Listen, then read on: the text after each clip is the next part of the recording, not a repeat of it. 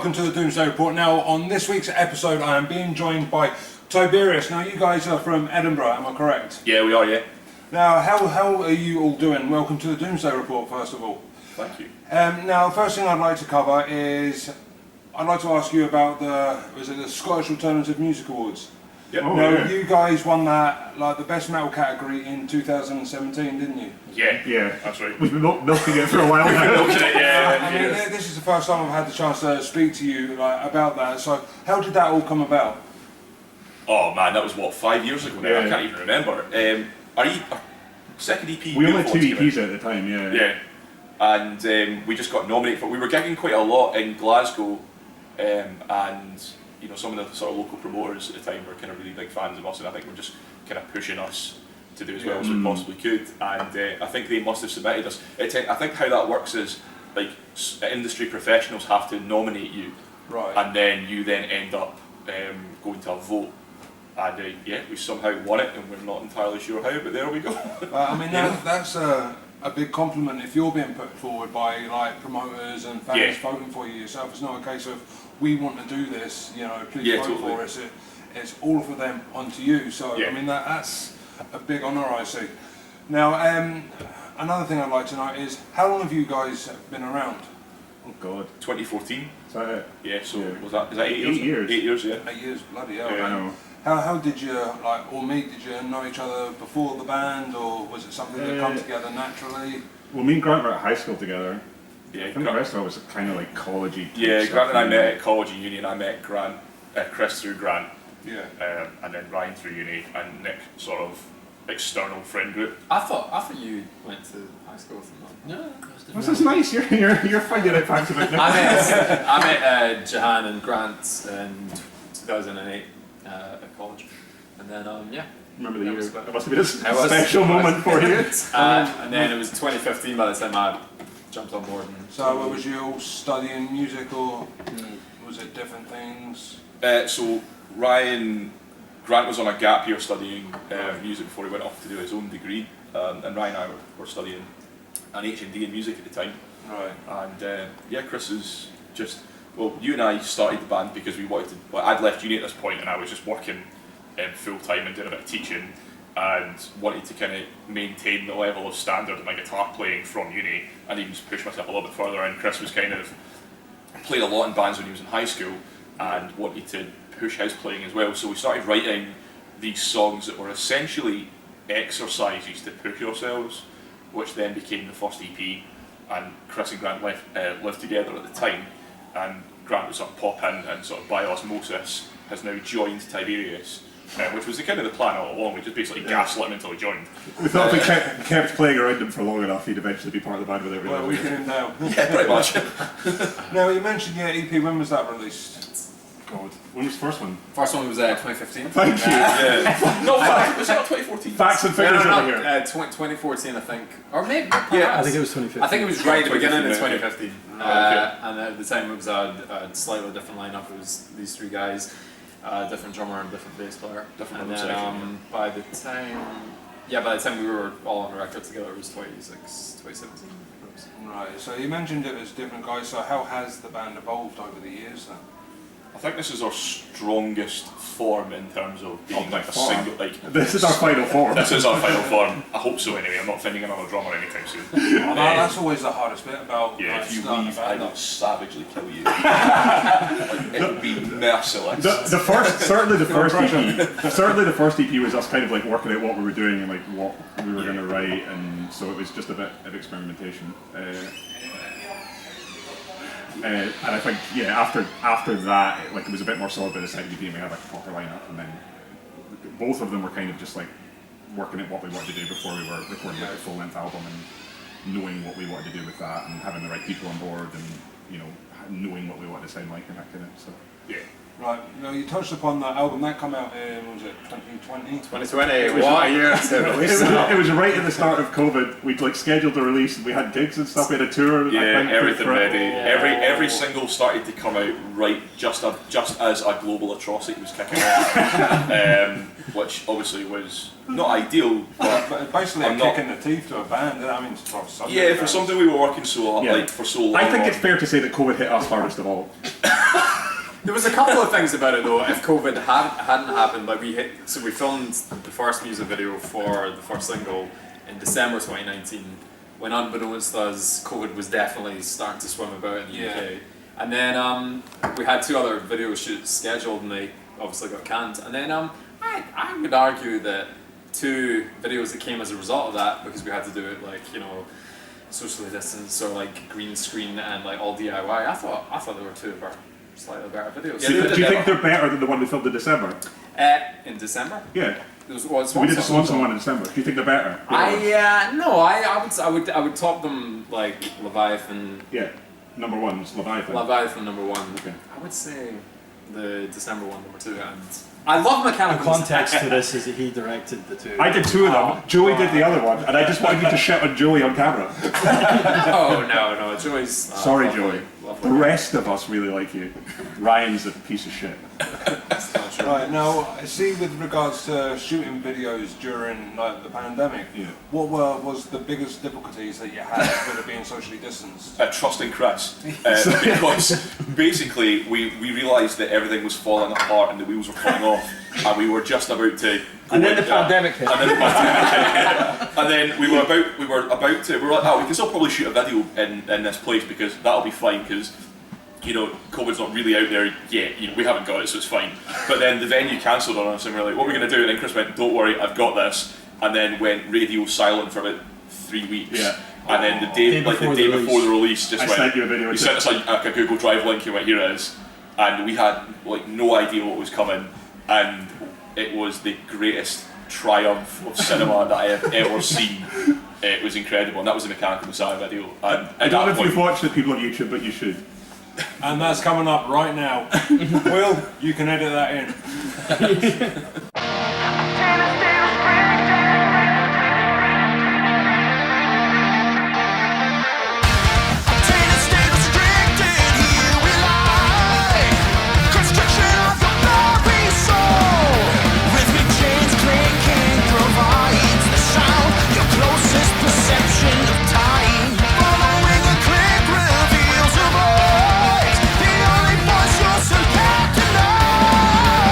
But you can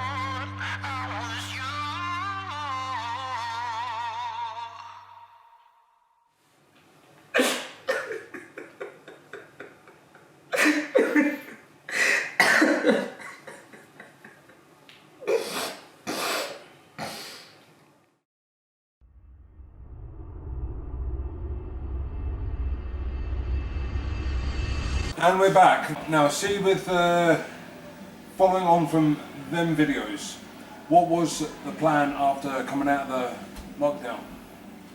So for us, by the time we were able to start thinking about gigs again, our album had been out for such a long period of time, Like a year or something. Yeah, and you know, we were like, right, what do we do? How do we maintain relevancy? Because you know, anyone that's been playing the industry game for a bit knows it's all about content and like maintaining relevancy. The people demand it. Yeah, exactly. People, if you're not constantly spitting something out, people get bored and move on to another band. People do forget. Yeah, exactly. You know, you're contending with like Netflix and all that other stuff.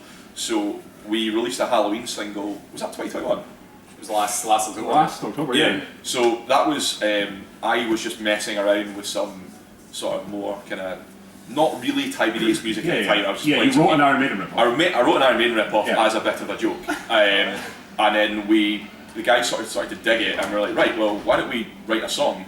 And I was like, well, Halloween's coming up. Why don't we write a Halloween song and dress our music up? And kind of we decided to use that as a way of doing another music video, and this time Chris again shot, edited, directed With actual people. in close proximity this time. So he sort of convinced us to let him do it this time. Right, so I guess that must have had a completely different feeling as opposed to, you know, doing it behind closed doors. Yeah. Different in the sense that we're back in a room together, but also different because Chris was taking the reins with directing it this time. And also terrifying because you're in your granny's haunted mansion. Yeah. A haunted mansion, right? It's definitely This sounds interesting, tell me more.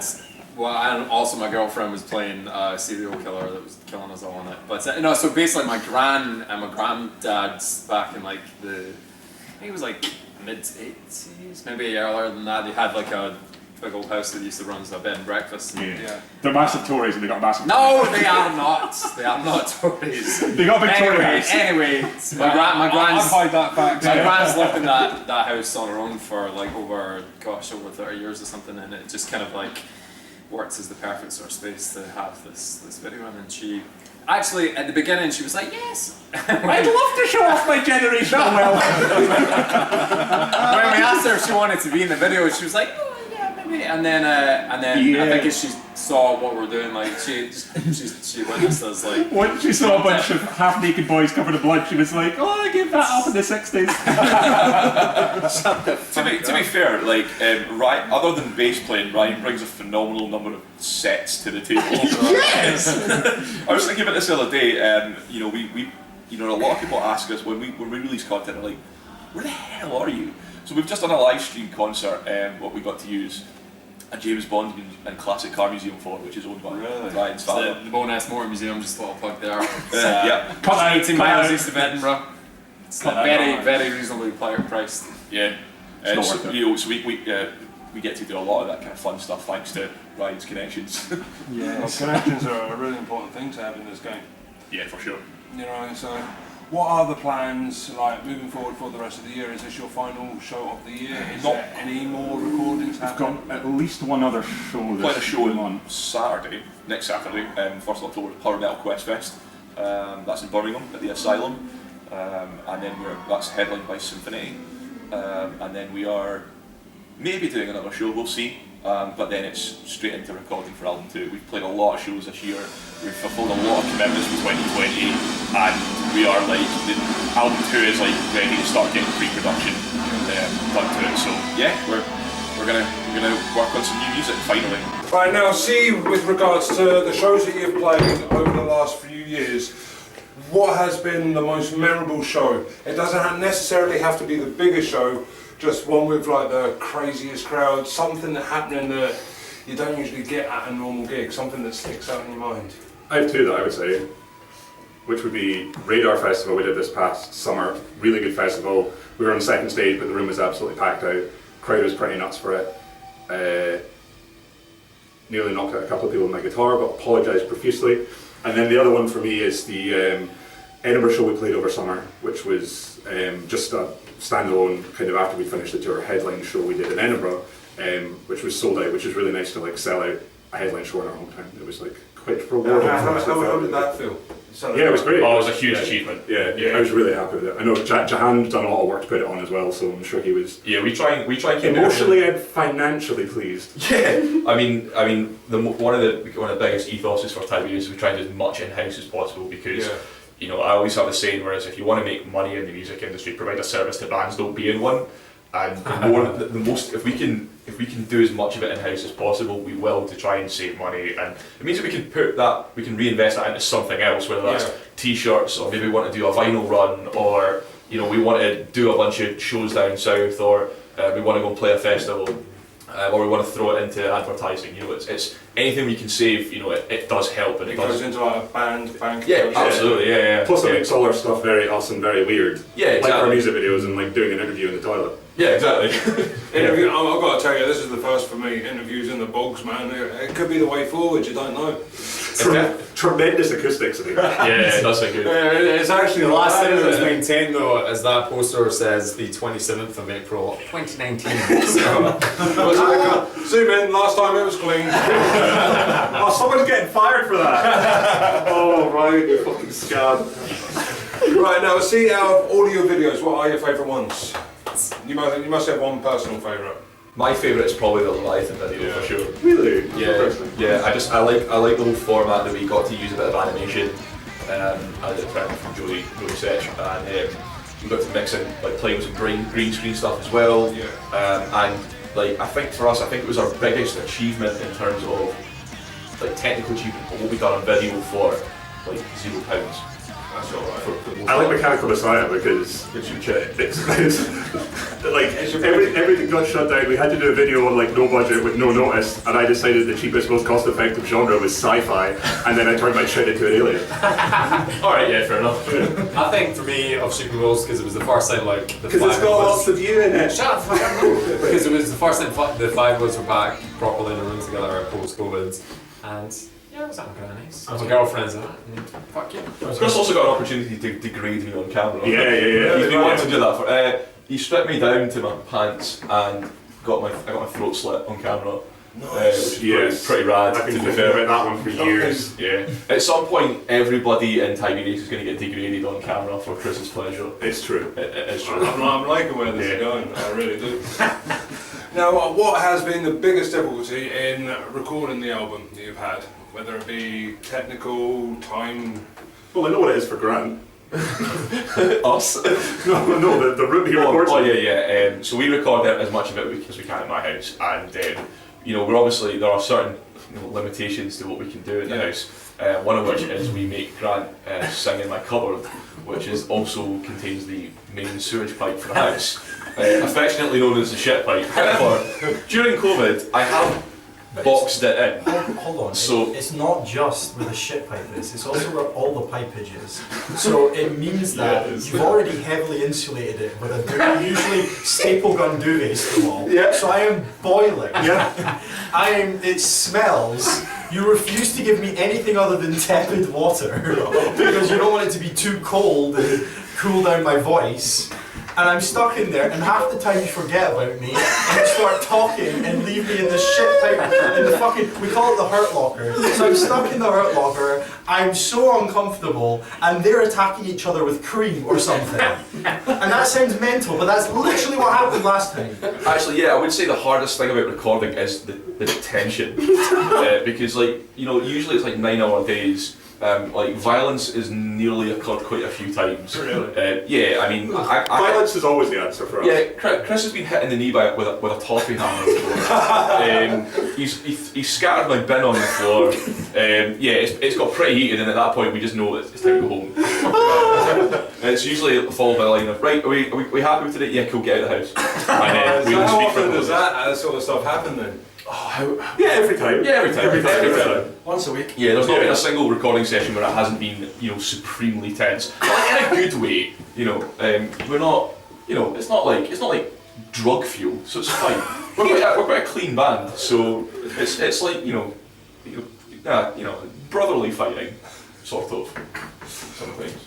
Okay, that's brilliant. Now, see, when it comes to like influences and inspirations for your music, where does that come from? Whether it be movies, other musicians?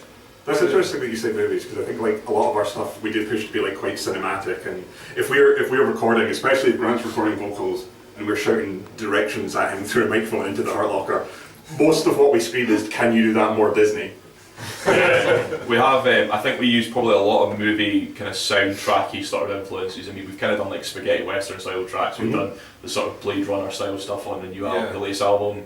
I think we take a lot of inspiration from that, and obviously, you know, like Hans Zimmer style stuff. And I do love a musical. He does love a musical. So yeah, and I think in between us, we don't all listen to the same music. Oh really? So I think we all have varying influences, and because I think that's kind of what makes us a little bit different. You know, there's like disco bass sections, while we're still playing like kind of heavy driven metal style thrashy riffs. Yeah. So there is loads. I mean, for example, you know, big Iron Maiden fans, obviously, Killswitch fans, but also huge Phil Collins fans. I love his voice. Yeah, exactly. You know, it's incredible. And For Genesis, it's just Phil Collins. yeah, absolutely. Yeah, I mean, like our Edinburgh show, we had like music playing as people came in. There was no jacket required.